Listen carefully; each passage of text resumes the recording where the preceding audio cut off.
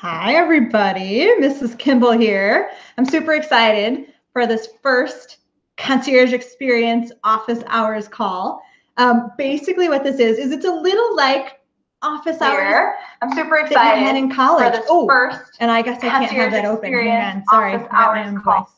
Haha. Okay. I have not done anything quite exactly like this before, so expect a few tech hiccups. Like I had my window open to see what you would see, and my voice started coming out at me. So that wasn't good. You don't need to hear me twice. I think, as far as I know, those of you watching live through the YouTube Live app, and again, this is private. Not everyone in the world can see this, just Concierge. And for this first one, I invited some VIP members to come as well. I think along the right-hand side of your screen, if you're on a computer, there's like a place where you can chat, like type something here. If you can see and hear me, if you could just type yes, that would ease my heart a little bit to know that this is actually working, because I think it is. These office hours will be once a month for our Concierge Experience members. And again, that's like a little bit above and beyond VIP. The idea here is that one of the problems that we heard from many members was that they were getting started and then falling off after a class or two, or just having trouble getting started. And I hear you. It is so hard to get my kids all somewhere and in my house at the same time for a particular event other than breakfast, lunch, and dinner. It's hard enough to get people together for that. So the idea here is that we'll have some set times where it's in your calendar and I'm expecting you to come and you're expecting to come.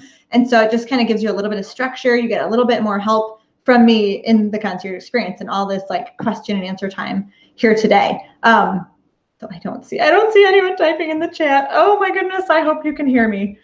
I was trying to have myself open in another window so that I could see what you saw, but that didn't work because then my voice would have been doubled. We don't want that. So I'm just gonna have to hope people can see and hear. I don't know, maybe give me a second to, I don't think any emails are coming in saying that things are broken. Can you guys see the chat? I wonder if can I type something in the chat? No, why not? I don't know. Well, bummer. Just to tell you a little bit about what this will look and feel like. Well, bummer. Hang on.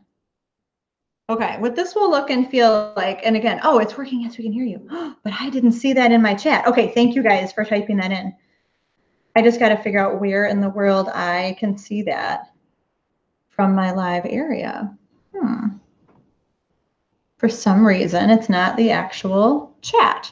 Good to know. Okay, so cool. People can see and hear me.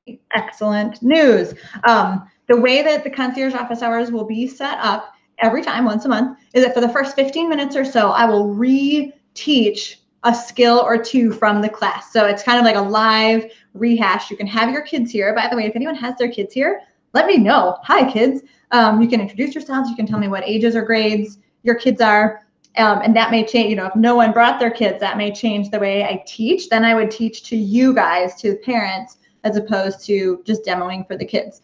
Remember in the Kids Cook Real Food e-course, if you've started, and if you haven't, it's okay. I'm going to just like kind of re-teach anything that's in the class that you need to know. In the Kids Cook Real Food e-course, we instruct parents to use a 3-step process: demonstrate, guide, and coach to independence, okay? And the great part about the videos, of course, is that I'll do the demonstrating for you. So if step 1 is done, either in the recorded videos, the classes you already have, or today, I'll be doing the demonstrate step for knife skills. And then you can take your kids into the kitchen later today, tomorrow, next week, whenever. They've seen it, it's in their head. You can rewatch the class if you want, and then you'll do the guide step and the coach to independence in your own kitchens. So cool. Beth's kids are here. The color kids, 7 and 9 years old. Hi, guys. We've got 10, 7, and 12 in Anna's family. Hi, guys. Mrs. Kimball here. Oh, awesome. The Broad family has 13, 11, 9, and 7.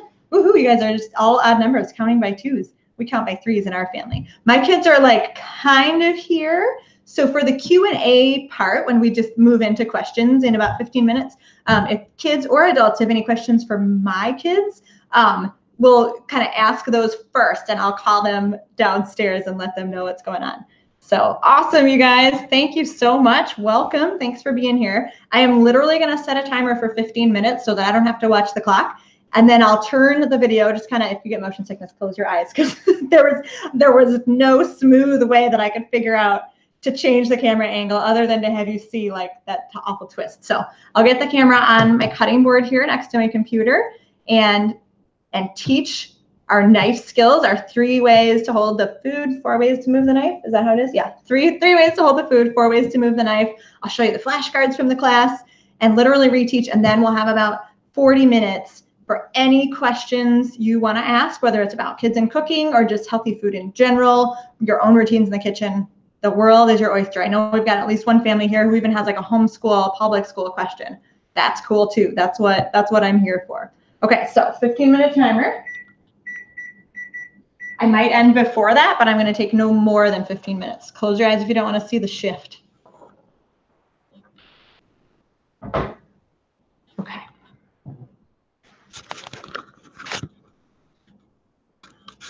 All right. I'm going to take one more quick look at your comments and just make sure nobody has any problems here. Got a couple more kids. Awesome. The Sweeney kids are here, 2 and 5. Hi, guys. I am starting out with my 2 and 5-year-old skills because I want to talk about how in the Kids Cook Real Food course, we teach the same moves with a butter knife as we teach with this big old chef's knife, okay? It's just different foods, but we're gonna hold the knife in the same way. So I've got my banana here because we always use really soft foods for little kids and dull knives. Makes sense, right? You might use a melon or a already cooked carrot or any sort of already cooked vegetables. Okay, so here's our flashcards. Here in our house, we've just got them in a binder with the holes. And we're going to talk today, right here, right now, about the safe ways to hold the food. Top chop, up and over soldier, hey, hey, out of the way. And then that bottom one's kind of different. So the way we hold a knife, no matter if it's a big knife or a little knife, is we put our hand on the top and we twist our fingers around. Kids who are on the call, you guys can do this kind of with me or maybe right afterward. Actually, this is the demonstrate step, so you shouldn't do it with me. Do it right afterward. But you can see how I'm holding the knife. We call it I'm the boss of the knife because I'm on top and I make sure I'm over the cutting board. So if I was a very short person and I was way down here, this would not be good because I'm too close to my food. I can't do this right. I have to get up on a chair or on a stool or be at the table so that I'm up nice and high like this. Okay. And then the way we're going to hold the food for a banana, especially, we call this, hey, hey, out of the way. We stand up our fingers straight up and down like a soldier. That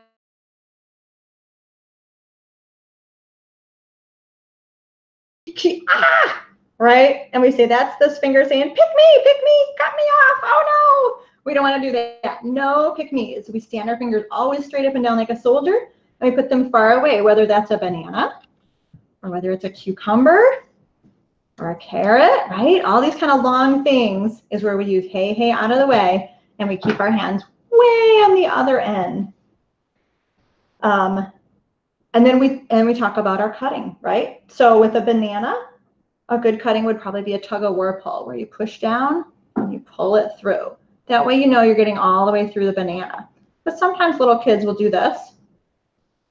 Isn't that working very well, is it? No. So we use a tug-of-war pull. We tug and pull our knife through. Now, that's going to be really similar if I was using like this cucumber. Cucumbers are great for our intermediate kids. Notice my hand's on top of the knife, fingers curled around. My thumb is just comfortable. Some kids, especially lefties, sometimes put their thumb on top. That's okay too. That's actually totally okay. It works. It's a little bit different wrist motion, but it still works. Okay, you can see my thumb.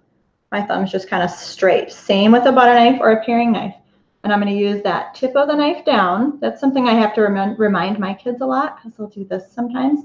It's much safer if the tip of your knife is down, because when you get to a big chef's knife, touching the cutting board is what helps you stay stable. And then we just can tug-of-war pull through. I can do that same thing with my paring knife. Again, cucumbers and zucchinis are awesome levels up for our intermediate kids with their paring knife.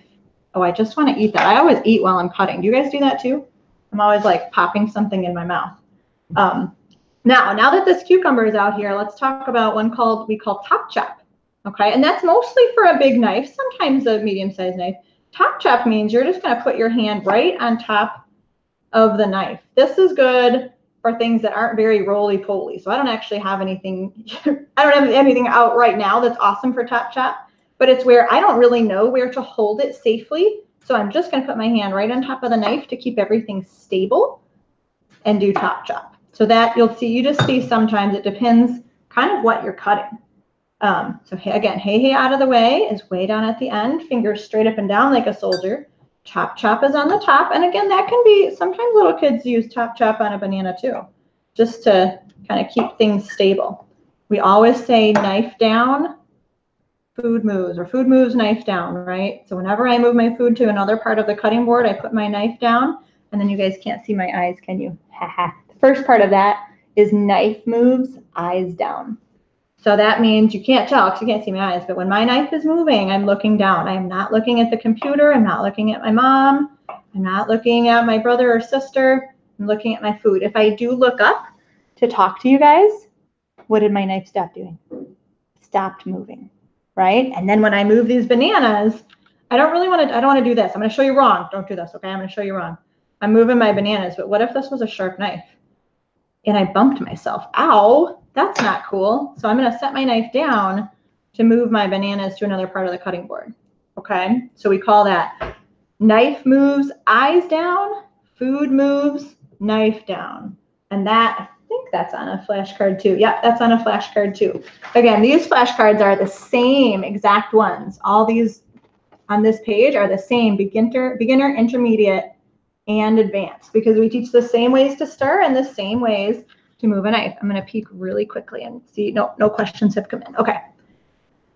So again, really quickly, the 3 ways to hold the knife are hold the food rather, are top chop, hand on the top, hey out of the way, way down here, and then, oh, I didn't show you this yet, up and over soldier.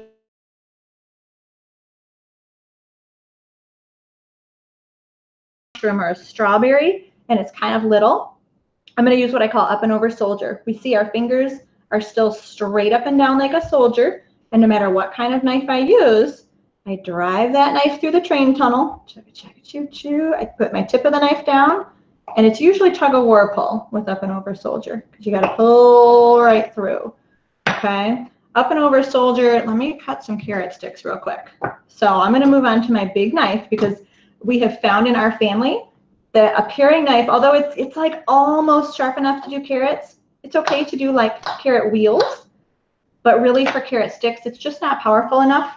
So parents, try not to ask your kids to do carrot sticks with a paring knife. It's too frustrating. Nobody wants to be frustrated. So chef's knife, I'm going to do tip of the knife down, okay, and I'm hey out of the way over here with my fingers straight up and down like a soldier.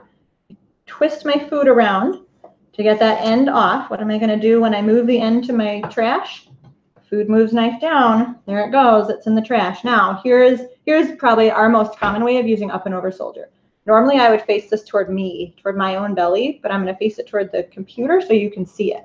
Here comes my knife driving through the tunnel. The tip touches the board. Okay, can you guys see that? The tip of my knife is touching the cutting board so that it is not going to go anywhere. And then I do what we call rockabye knife, okay? And that one I haven't even showed yet. So rockabye knife is like this. Literally the knife just rocks up and down, okay? And that one only kind of works sort of well with the butter knife. Oops, because butter knives aren't quite as rocky, but it's a great one for the chef's knife. Okay, so I use my up and over soldier, cut those carrot sticks in half. I'm going to flip them down. Why? Because that's the flat side. Now my carrot is not rocking back and forth. I want my knife to rock, not my carrot. More up and over soldier. So my fingers are straight up and down like a soldier. Get that knife in there. I get the tip of the knife touching the board. That way it's not going to slide off my carrot and bump my fingers. And then I can rockabye knife. Sometimes I might even finish with a tug-of-war pull to make sure that those pieces are spread. When I move them up to my bowl or top of my cutting board, of course, I set my knife down. And then, this is another good opportunity for top chop, actually. Tip of the knife down. If this is kind of skinny, I felt like my fingers were kind of close. So I'm just going to top chop it.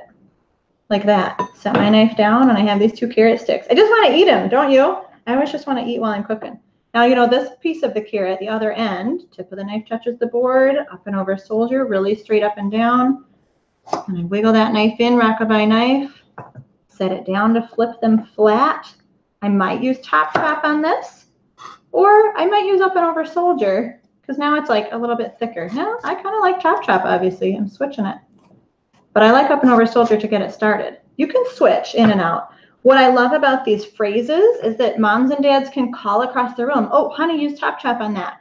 Or try up and over soldier. Oh, get your fingers standing straight up and down like a soldier, right? When we have the same language, then we're talking to the kids and they understand us right away without us having to come and demonstrate. Okay, quick review.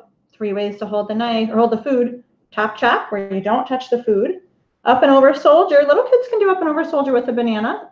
Why not, right? If you want to cut a banana into some boats, you'll want to use up and over soldier. And then hey, out of the way is just keep those fingers way on the end, but don't forget to have them stand up like a soldier too. Okay? For little kids, this is a good little tip. If it's hard, even big kids, if you're having trouble getting enough pressure on probably not a banana, but maybe on a cucumber. Little kids can try cucumbers with butter knives. It's hard to get enough pressure, you choke up. Move your hand up to the middle of the knife. And then science says you get more pressure and it's easier. Now, what I'm doing right now is probably not the right motion. For that, I might want to use a saw blade. And that's the next one I was going to show you. If you're having trouble getting through something, sometimes a saw blade is just what you need. We use that when we're kind of using smaller knives on tougher things, or when we've got something really big, right? Like an onion. And here I'm just standing all my fingers up like a soldier, right? So I can't cut them. And the onion, I might use a saw blade to get that end off. If I've got a real nice sharp knife, I can just put the tip of the knife down and rockabye knife right through it. But sometimes you really do need a saw blade. I move my ends off. I put those in my bone broth bag so I can make broth. I set my onion down on its nice flat side. Those of you, I saw a lot of big kids here, a lot of 10, 11, 12-year-olds. Learn how to cut an onion. You use them in like so many things. Now I'm doing my up and over soldier. Can you guys see that? My fingers are straight up and down. See the tip of my knife?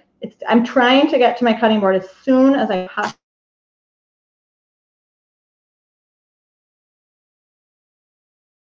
I can kind of rock it through. Once my knife is inside my onion, I'm safe. It's not going to like magically come through the side and cut me. So I can kind of, it's hard, right? It's hard for me. I might choke up a little bit and even hold the blade of the knife with my index finger and my thumb like this. That gives you more pressure. Okay, I got to move these. Knife down. Food moves, knife down. I'm going to get them nice and flat. Oops, I got to take my skins off though, don't I? Kids, I want to hear from those big kids who are here. Have you guys cut onions yet? I'm very interested. My daughter, Leah, has moved up to sharp knife skills in almost everything, but she's just not a fan of onions. Oh, she just hates them so much. She doesn't even want to learn. So I think she's trying to make me not notice that I haven't taught her yet. But Paul's good with onions. Okay, so here's my onion. I like up and over soldier, but I've got to get that tip of the knife on the board. Why? The tip of the knife's not on the board. It could kind of easily slide down. When the tip of the knife's on the board, I'm going to get it inside that onion quickly and use a combination of rockabye knife and tug of war pull. Okay, and I'll turn this a little bit so you can see that tip touches the board, like I said, as soon as I can possibly get it down there. And sometimes use a little bit of a saw blade motion just to get it in. The sharper your knife, the less you need that. Now I have all these rainbows. We teach in the course, there's 2 different ways. There's the like super safe way, where I just use top chop and I go around the rainbow from one edge to the center and then continue going around, and that will give me my dices. It's kind of running away from me. Or, by the way, if you ever do use your knife to push food, once you get older and you're allowed to do it, use the back of your knife, because sliding it around on the cutting board will actually dull the sharp surface of your knife. Now, this is how I do it, and this is how Paul does it now. We do around the rainbow this way, like this. So you're on a little bit of an angle, a little bit of a saw blade to get in there, but again, the sharper your knife is, the less you need saw blade. I can kind of just do rockabye knife. Are my eyes tearing up? Why, yes, they are. Are my fingers all straight up and down? Yes, they are. Even my thumb. I'm not letting my thumb stick toward the knife and say, pick me, pick me. When I get halfway, you guys who have done this class will remember, you flip it so that now instead of going down towards your fingers on a slippery onion, you're going up. So if the knife were to slip right now, it's going to just clunk right to my board. And it's not going to hit my fingers. Now everything's starting to fall apart and it's getting messy and crazy, and I'm going to top chop because I don't want to get my fingers in messy craziness, right? Very carefully slide those off, knife down, food moves. I forgot to get a bowl, so I'm just sliding my food around. Let's see, I'm gonna have onion tasting bananas if I'm not careful here. Ew! We did a quick review on the safe ways to hold the food. Top chop, up and over a soldier, and hey out of the way. I've kind of gone through the ways to cut without being very organized about it. The ways to cut again were rockabye knife, always that tip on the board. And that's kind of for chef's knife. We call kind of drive it like a vacuum is when you go back and forth. This is really good for, let me grab my celery here. If you're gonna make, just cut that little end off. If you're gonna make celery wheels for your soup, kind of move that chef's knife. Oh, there's my timer. I'm gonna take one more minute. I'm stealing one more minute from your Q&A because knife skills are so important, you guys. We've got to be cutting our veggies. That's our drive it like a vacuum. Again, that's kind of a chef's knife move. We don't really use this one with our butter knives for our little kids. But you can see all those nice pieces. The more you practice, the more even your pieces will get. I was talking, and these are not very even. I've got like a really fat one and a really skinny one. But the more you practice and the more you focus, the more even those get. So rockabye knife, drive it like a vacuum. Saw blade is one that everybody needs, right? Oh, I don't want to put this banana back in the onion, do I? But saw blade is that where you just kind of maybe move. Again, this is, oh, I don't want to make that smell like an onion. Paring knives, ladies and gents, can definitely go for celery. Celery is another good one that you can't really do with a butter knife. You can do with a paring knife, especially when you have that magical saw blade. And then tug of war pull is the one that maybe if we're going to make some sticks, we'd go pop, pull. Pop it in and pull. Real quick, I want to show you the knives I've been using. This is our favorite knife. It's a Wusthof. It's very expensive, but it's very good.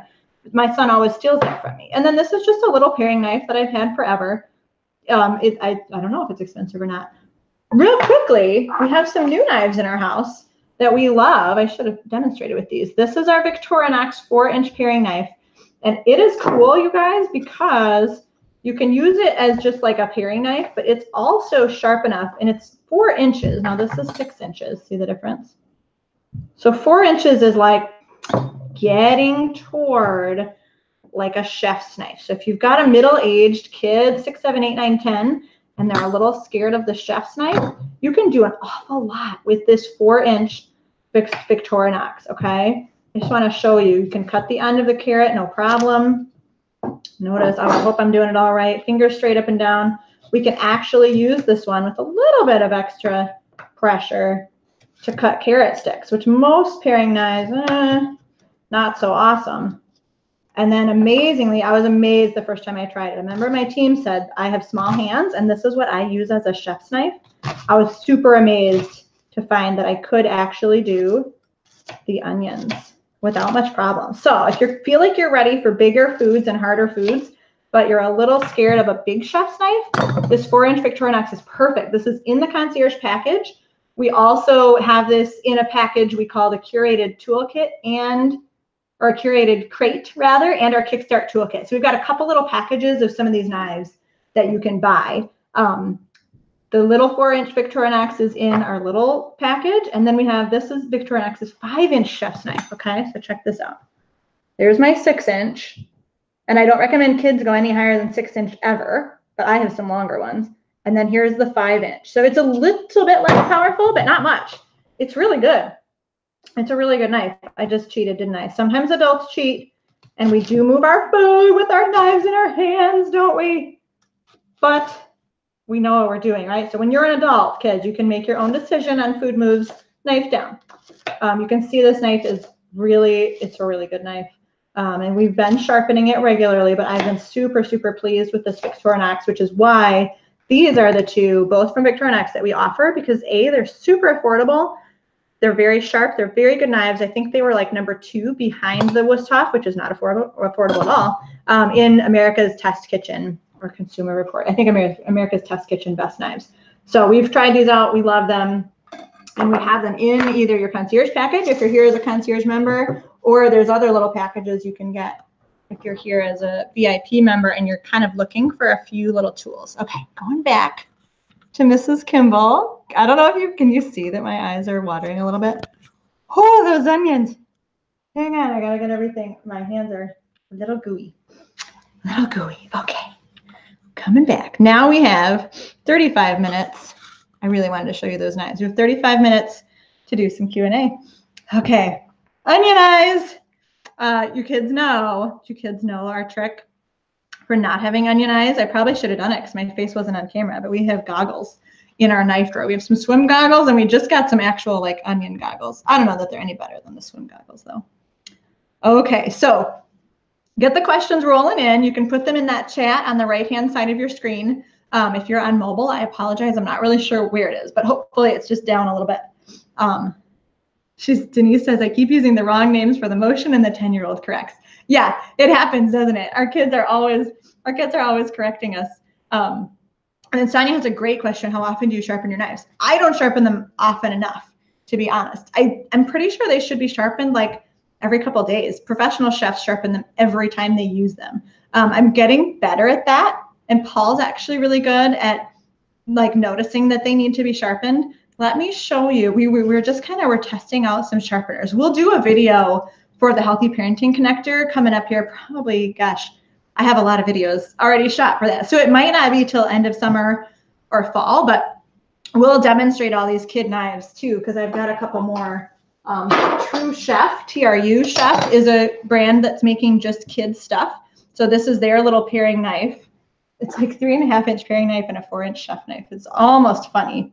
It's almost comical, but they both work well. We're happy with them. And then this is, it's all the writing on the package is in Asian, Japanese or Chinese.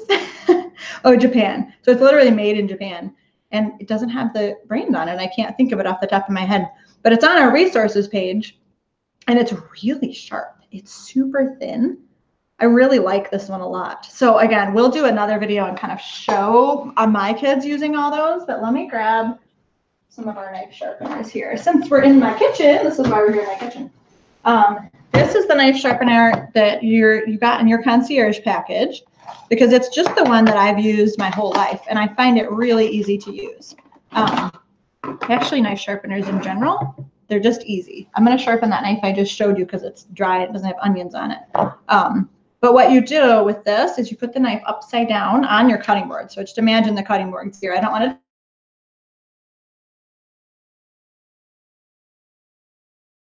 I'm giving, but again, this would be flat on a cutting board about 5 to 10 times. That's it. And then that'll make little shavings of metal on your knife. So you do need to make sure you wipe it off, just quickly wipe it off on a cloth. And then it's ready to use. So it doesn't take long. You probably should sharpen your knives every couple of days. Definitely if you're starting to go, hey, like I'm using a saw blade on my onion and I didn't have to use a saw blade with this knife on my onion. Ding! You need to sharpen your knife. Okay, the other kind of knife sharpener that we've been testing out is where you move the knife instead of the sharpener again. So on this one, knife is upside down and stays still, and the knife sharpener moves. And this guy, again, this should be flat on a surface, but you move the knife through, and it's got two different, like coarser and finer. So you'd go like 5 to 10 on this, and then 5 to 10 on this. It's super easy too. I feel like for kids, I like not moving the knife, but this is so easy too. There's no bad choice. And that's kind of why we're testing a couple, is to figure out what the very best one is to recommend for kids. My kids have been enjoying it because they like sharp knives. So I hope that answered your question, Sonia. Beth wants a reminder how old my kids are. I know. So this is funny. My kids are all 3 years apart and are filming for the videos that you own in the Kids Cook Real Food e-course was done about three and a half years ago. So we have 4. There are only 3 in the videos, but we have 4. And right now they're 4, 7, 10, and 13. But in the videos, like you just shift that back. So my now 7-year-old was 4, my now 10-year-old was 7. Anyway, so the ones in the videos are all 3 years older now. And we've got little Gabe, who is 4, that's how old John was in the video. So right now they're 4, 7, 10, and 13. 3 boys, 1 girl. The girl's number 2. in case, because I know some of you maybe haven't started the videos yet, but that's what you'll see. You'll see my oldest, who's now 13, is 10 in the videos with his buddy who was 8 at the time. And so the advanced videos are 10 and 8-year-old boys. The intermediate videos are my 7-year-old at the time girl and her girlfriend who is 7. And then the little kid, our beginner videos, are my 4-year-old John at the time, who's 7 now, and his little friend Jill, who was 5. We don't, I mean, I just didn't have the right age kids at the time. So we don't have videos of 2 and 3 and 4-year-olds, but that's okay. Like they do the same skills as the 4 or 5-year-olds. Denise wants to know, how often do you recommend for kids to help out in the kitchen when getting started? Every day to set the skills faster, or what? The upside down knife sharpener scares me a bit. Yeah, that's true. Yeah, that's a good point, Denise, because then the sharp part of the knife is up. So I don't know. I gotta have my kids play with our knife sharpeners a little more and like watch them and maybe even film them and watch it back and see what I think is definitely the safest for kids. Ultimately, they're all pretty safe. Like once kids are using knives, and that's part of why I advocate for kids to use knives as early as possible, because I want them to respect the danger of knives. And you don't really do that if you never touch them. I want them to respect the danger while knowing how to use them properly, so that it's not like being scared, right? If we don't let our kids use knives when they're kind of little, and if we don't, like some little kids aren't even allowed to use a butter knife, then they're scared of the knives. They know that they're not for them. And then how do we turn that fear into positive, appropriate respect?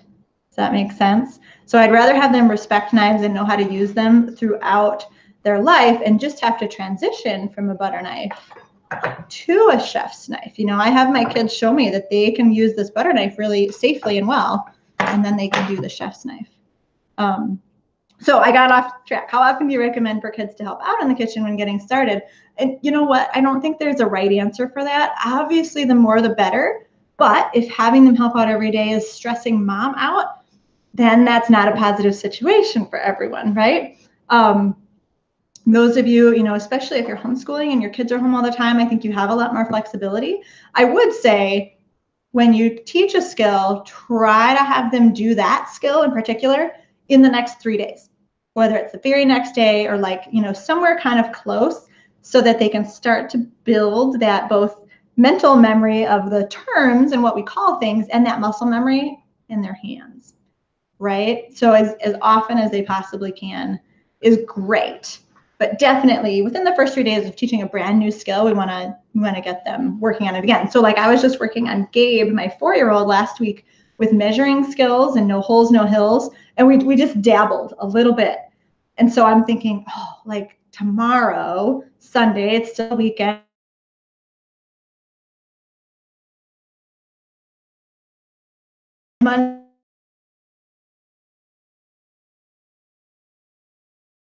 Measuring. One thing I love to remind parents of is that little kids can help with big meals.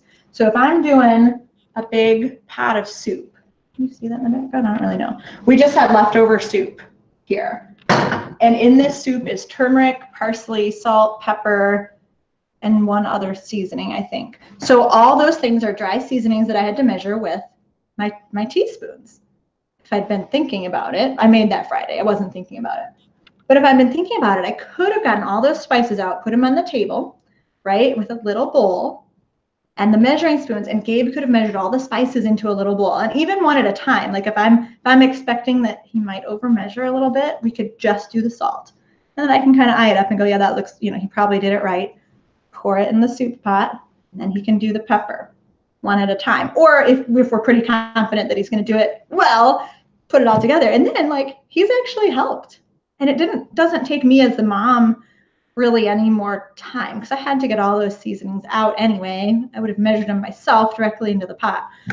So that's a really great way for little ones to be involved, even when it doesn't seem like it's a kid-friendly meal. Anytime you're measuring anything that's dry, they can do that. They can do it away from the stove. And because really, you're not supposed to open your spices over a steaming pot anyway, because then the steam condensation gets in your spice and it reduces the life of your spice. I say that with this look on my face because I break that rule all the time when I'm in a hurry. But I know that I'm not supposed to. So it'd be smarter to have the kids do it at the table. And they're helping. Cool. Oh, thanks, Denise. Denise says this respecting the knife is something she agrees with. And that's kind of why she's here. That's awesome. Does anyone or any kids out there have any questions for my kids? We can kind of throw questions at them. They're hiding upstairs right now so that it's more quiet down here.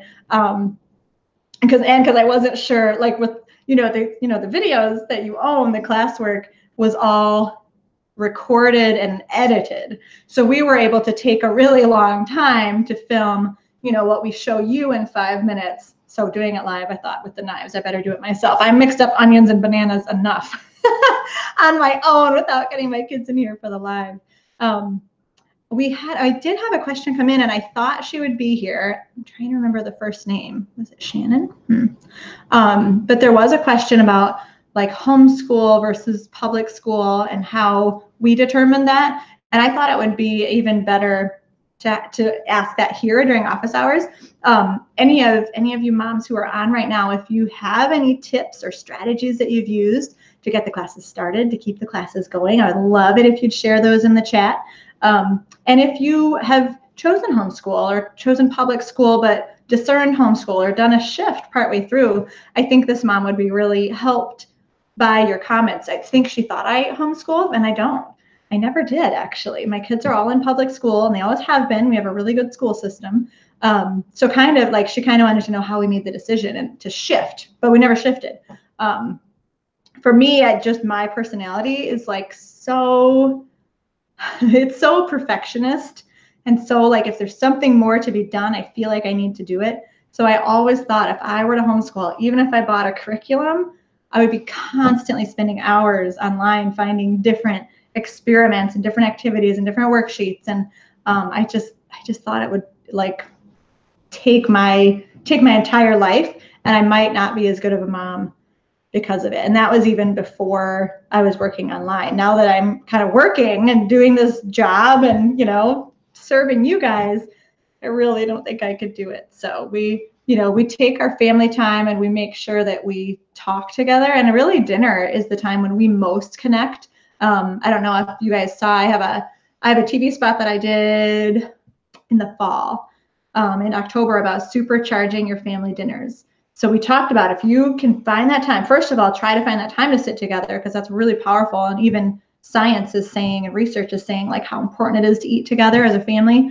But once you're taking that time, whether it's 10 minutes or 20 minutes or 30 minutes, an hour, you can do some practices and habits to really supercharge that time for your kids. And one of them was to slow down. And whether you say grace or not, to take some really deep breaths and find an attitude of gratitude. So I know even for us, like we do say grace, and I think God's design for teaching us to say grace before meals probably was to get us to slow down, which allows us to literally physically digest our food better. But if we say grace, like, bless the Lord, amen, go eat, that's not quite the design.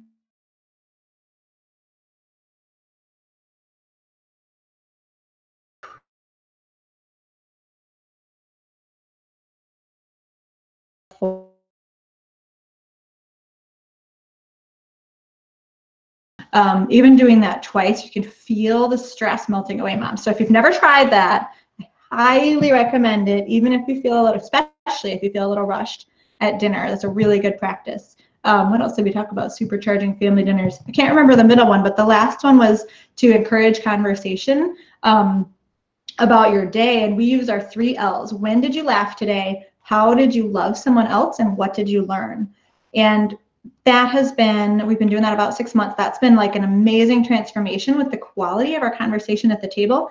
And it's really important too, to like encourage my kids to be loving people, right? To serve their community. And when you're thinking about that and processing it at the end of the day, I think you're more likely to intentionally love someone and serve someone the next day. So that's really good. And then when we talk about what we laughed about, we might laugh some more. And laughter is, of course, physically and mentally and emotionally really good for every person and good to do together. It forms stronger bonds. And then just talking about what did you learn? Again, it's good for for kids to remember their day and think about, rather than what did you do at school today, we say, what did you learn? And I think that's a little easier question to answer. Kids will still say, I don't know, but they're more likely to say, I don't know, when you say, what did you do at school today? Because that's like a huge question. Like, well, do you want the hour version? Do you want the 20-second version? You know, so they just say, I don't know, because they don't want to think about it. But we love those 3 L's. How did you love others? When did you laugh? And what did you learn? I think the middle one was probably about serving healthy food and having kids help, because that's what I do, right? Does anyone else have any questions? Anyone have any questions for my kids or for me? And again, this can be about logistically about the classes. How do I do this? How do I get started? It can be a certain bump in the road you've hit. Maybe some kids aren't as motivated. Maybe some kids are, you know, struggling with a skill or whatever. Or it can be your own healthy eating, like meal planning tips, organizational tips. And well, you might not want to hear my organizational tips. I feel like I'm not an organized person, but I do have a couple things, a couple strategies that I use that might be helpful. Dina, I'm finding it hard to keep up with the practice during the week. I hear ya.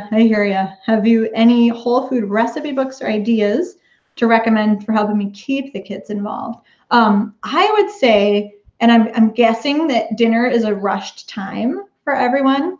So dinner is it's a really hard time for me to get my kids involved, except my big ones. The other night, oh my gosh, it was really late and I had not started dinner.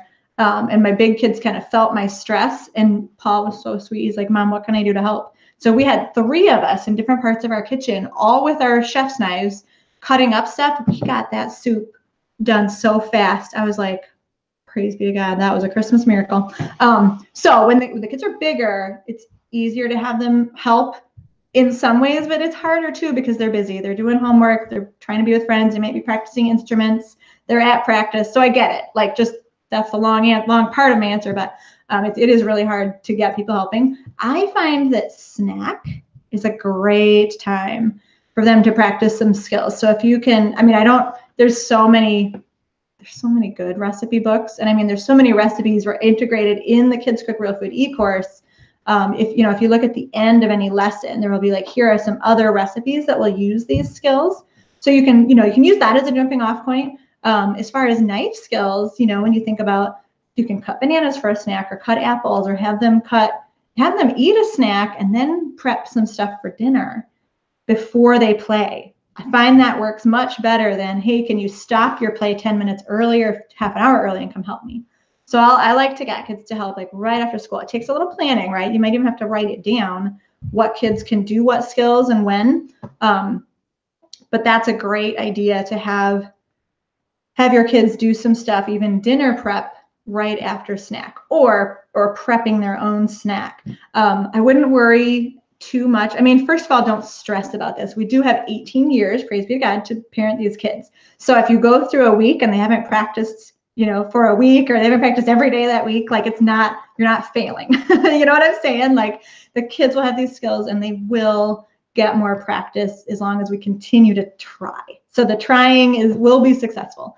There are lots of great snack recipes that like my kids love to make, like homemade granola bars or like homemade Lara bars, where you put nuts and dried fruit in a food processor and make those. That's a great kid activity because it can be time consuming to form, like we just make little balls. That can be time consuming for me as an adult, but really fun for them because it's like Play-Doh kind of, and then they can lick their messy hands when they're done.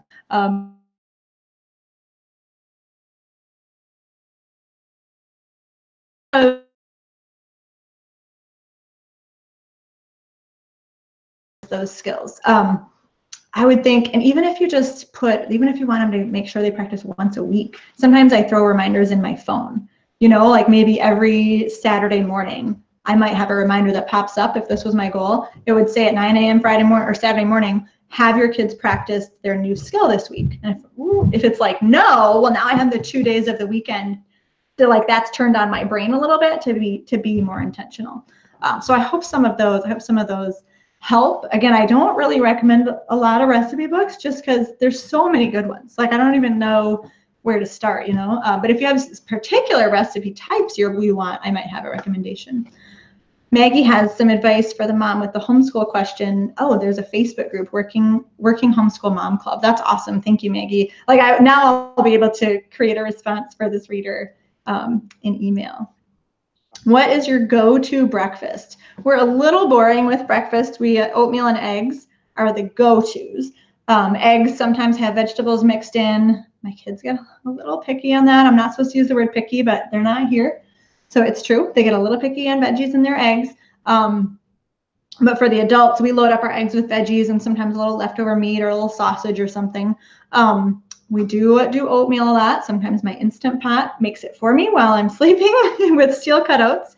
Or otherwise, it's just on the stovetop, soaked oatmeal. We soak it overnight, and that cuts the cooking time at least in half. Plus, it's supposed to make it more digestible. So that feels like a win-win to me. Those are our two go-tos. And then we do a lot of, especially fall, pumpkin pancakes. It's the recipe in class 7 intermediate. Heavy on the pumpkin, almost no flour.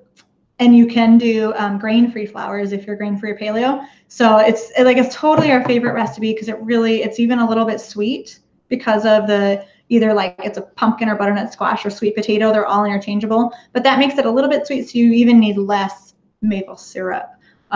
And veggies in breakfast. So I try to make those like probably once every other week. And lately we've been doing a lot of rice pudding.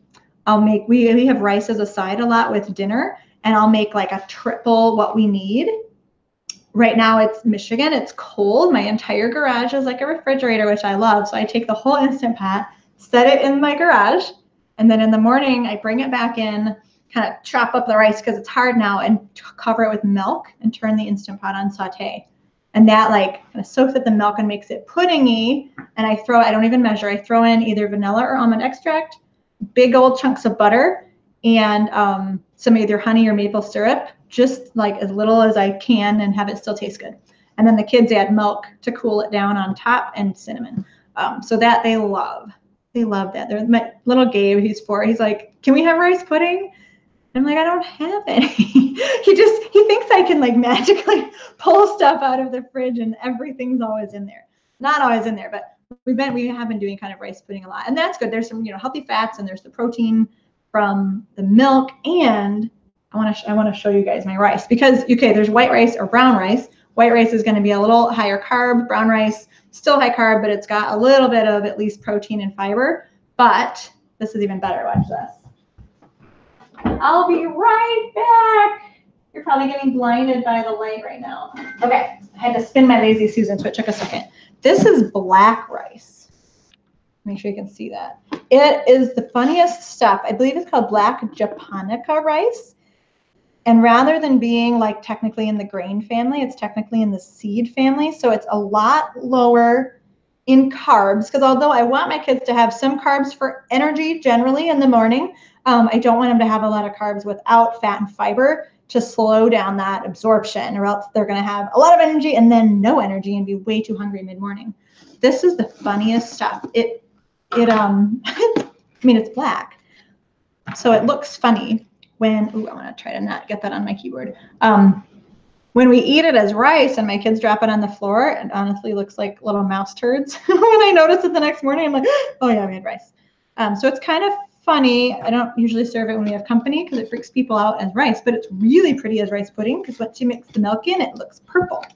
So like the color of a blueberry, when you mix blueberries into yogurt or whatever, it's that color, like deep, dark purple, which is another reason this black rice is a little healthier than the white rice and the brown rice, because it is packed with antioxidants, just like a blueberry. So I feel that's what makes me feel a little better about serving the rice pudding, even though there's some sweetener in there, because there's all these antioxidants, and I know this is a little bit lower carb. So we make this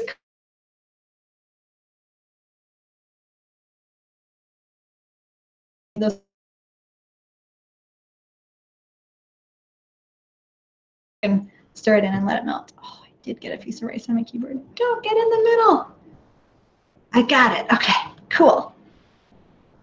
Where do I get that rice? Yes, I get it from Country Life Natural Foods, which is only available in the Midwest, but you can get it on, I've seen it on Amazon. I think it's the Lundberg brand, black japonica rice. You can probably, it's starting to become a little bit more popular just in the last year or so.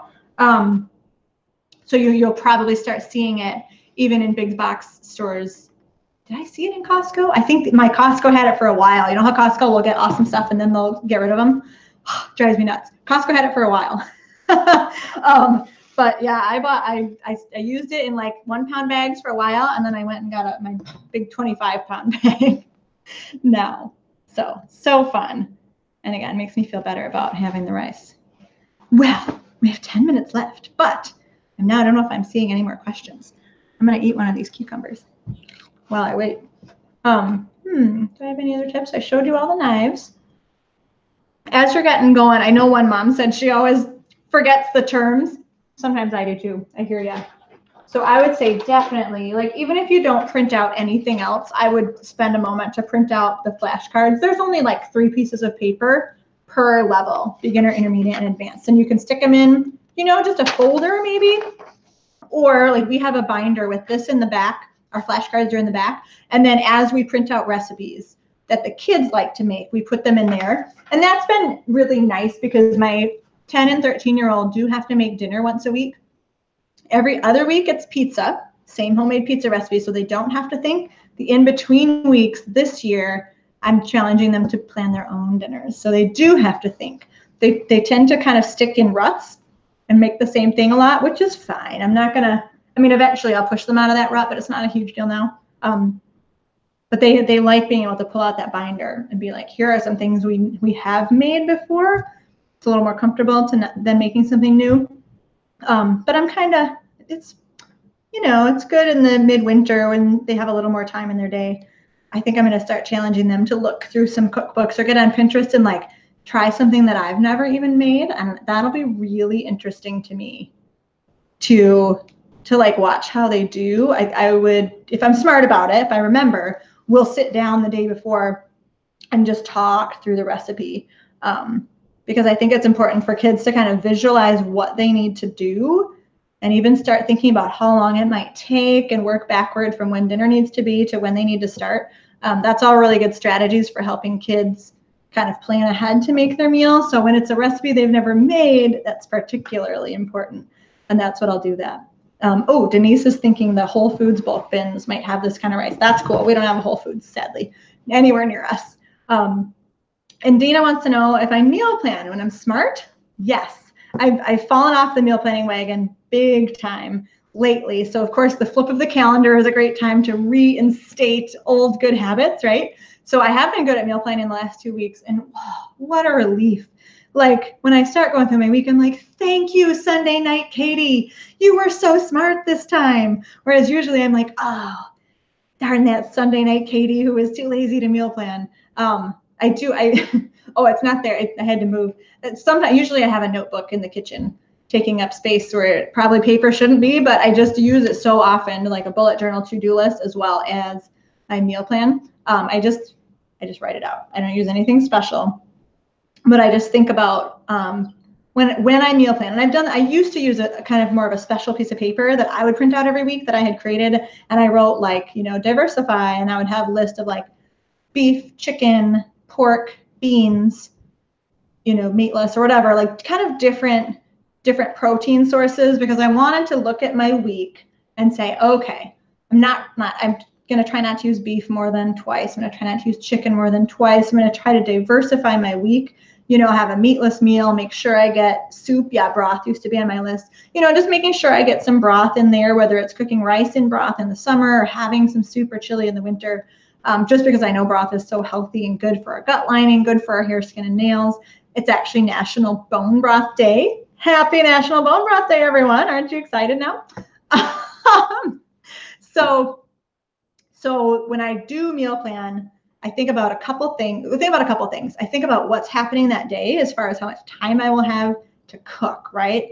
If I'm walking in the door from somebody's practice or game at 6, it's a slow cooker day.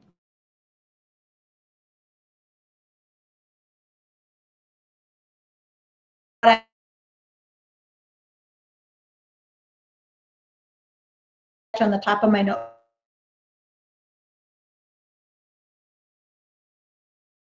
5 days.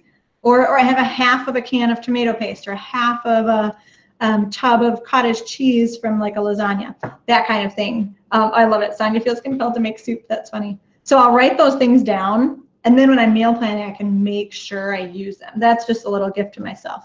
So anyway, the 3 things I think of is what's going on in my day as far as what kind of timing I need on my meal, diversification of meats, proteins, meatless, broth, and connecting meals together. So if I know, for example, if I'm going to cook some beans in my Instant Pot, I might try to use them in 2 meals that week and cook a bigger batch. And that way I don't have to freeze them and thaw them, and that saves me a step. Or if I make a whole chicken one day, then 2 days later, I know I'm going to use the rest, the leftover chicken in a soup, and I'm going to make bone broth in between. So that the 3rd step of my meal planning is how do I connect meals together? So this is a good example. I might have put this on Instagram or in an email or something. I feel like I've written this out, but I was making black-eyed peas in the Instant Pot, made the double batch, put half in the fridge. I was making a lasagna, and I doubled my meat, put half in the fridge. Actually, I think I froze them because it was like 5 more days until the final meal of this sequence. I specifically made some stir fry one day and doubled my rice, put that in the fridge. And then like on the 5th day or whatever, I pulled out my beans, I pulled out my already cooked meat, I pulled out my rice, and I could make this black-eyed pea, like it's called a black-eyed pea casserole, and it's rice and meat and tomatoes and I think onions and peppers. So all I had to do was chop up some onions and peppers and throw it all in my pot and sprinkle some cheese on top. So it was like a super, super, super easy meal because I had doubled all those things, and that wasn't much work. It was just planning. So that's where I go like, oh, thank you, Sunday Night Katie, for being smart because you made my life easier. And I remember telling that to my kids, and I told Paul like that whole progression. And when I said, yeah, now like Tuesday night's meal, pull all this out and I put it together and it's super easy. And he's like, oh, that is so cool. The boy values efficiency. He's my son. He values efficiency. And so when he heard that, he was like, oh my gosh, I love that. The kids only make a meal once a week, so they can't completely do that. They kind of could. They could throw stuff in the freezer. Anyway, so that's where I find meal planning really helps me out, is that I totally can save time if I invest the time. And it doesn't need, fancy stuff. There are great softwares. Plan to Eat, Real Plans, both great softwares. If you like your stuff on the computer. For me, I spend so much time on the computer already that I just want paper. I don't want to go look on my phone or on the computer when it's time to make dinner because I'd probably get distracted by social media too. So know thyself when you figure out when and how to meal plan, and let your kids see you do it too, because that's really, really good for them as they think about planning their own meals. Cool. Oh, we got another comment popped in. Maggie says, my family uses the Pepper Plate website app. Oh, I don't know that one. To store recipes they like, has a meal planning calendar that's used for those who like to. That's cool. It is interesting, like in this digital age, because I used to have a manila folder with all my favorite recipes in it that I used all the time. And that doesn't work as much anymore because a lot of times I do just pull them up online. So it's right. I'm in a bit of a scattered hybrid place for where I store my recipes. Sometimes I just have to print them so that I can find them again so I remember where they are. But I could use a Pepper Plate type of app, or Plan to Eat, or Real Plans. All of them can store your recipes too. Okay. Thank you, Kids Cook Real Food members. Thank you for being here for this first of the Concierge office calls. I hope this was really, really helpful for you, and I'm so glad you were here. We do these at the Concierge level once a month. So if you're here as a VIP, kind of extra person coming in, and you loved it, feel free to look at that Concierge experience or email customer service about it. And it does include a lot of the physical kitchen tools that you'll need. And in fact, like these 2 knives, a peeler, a knife sharpener, the books, the flash drive, there's a bunch of good stuff. And I think what I love the most, I got to tell you about what comes with the Concierge box, is you get all the spices you need to make ranch mix, taco seasoning, and what's the other one? Oh, an Italian dressing, I think. It's everything in class 1. Those spice packages smell so good, and they're huge. It's like a couple pounds of spices. It's a really, really good deal. So anyway, thank you guys, the Sweeney family, the Broad family. I know lots of kids were here. I don't know if they stayed the whole time, but either way, so proud and honored to be your cooking class teacher and to be kind of on your parenting team, raising healthy and independent kids. We at Kids Cook Real Food know that we're working hard for you to build connection, confidence, and creativity in your families and in your children, and the whole world will be better for it. We'll get this generation on the right track when it comes to health. So thanks, everybody. We will maybe see some of you again. I gotta figure out how to turn this off. There we go.